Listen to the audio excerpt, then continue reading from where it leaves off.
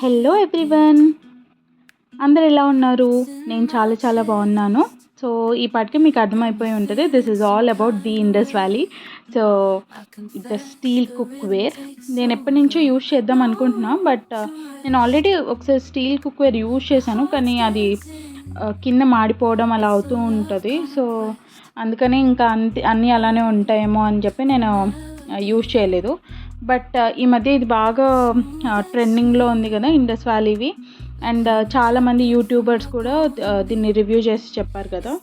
So అందుకని నేను ఒకసారి సరే ఆర్డర్ చేద్దాం, అసలు చూద్దాము. ఎందుకంటే నేను వీడియోస్ వాళ్ళు day to day cooking videos upload చేసినప్పుడు కూడా వాళ్ళు ఇది ఇండస్ వ్యాలీవి యూజ్ చేస్తున్నారు.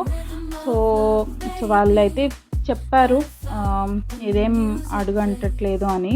సో ఓకే, మనం కూడా ఒకసారి ట్రై చేద్దామని చెప్పేసి ఫస్ట్ అయితే నేను ఒకటి 3 పీస్ సెట్ది ఆర్డర్ చేశాను.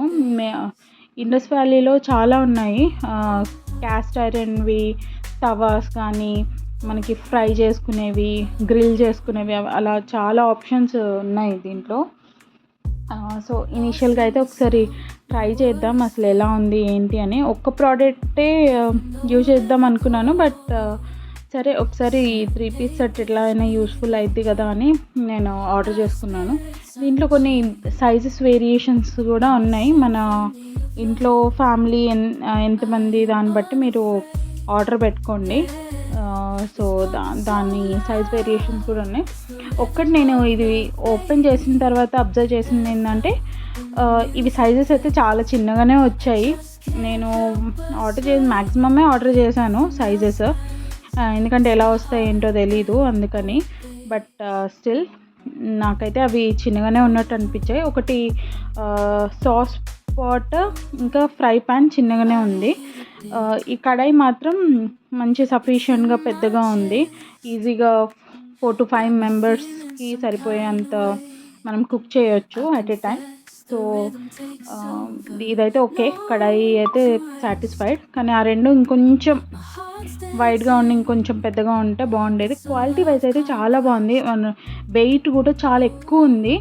సో జనరల్గా మా మమ్మీ ఏమన్నారంటే వెయిట్ ఎక్కువగా ఉంటే అంత ఎక్కువ మాడడం అలా ఉండదు.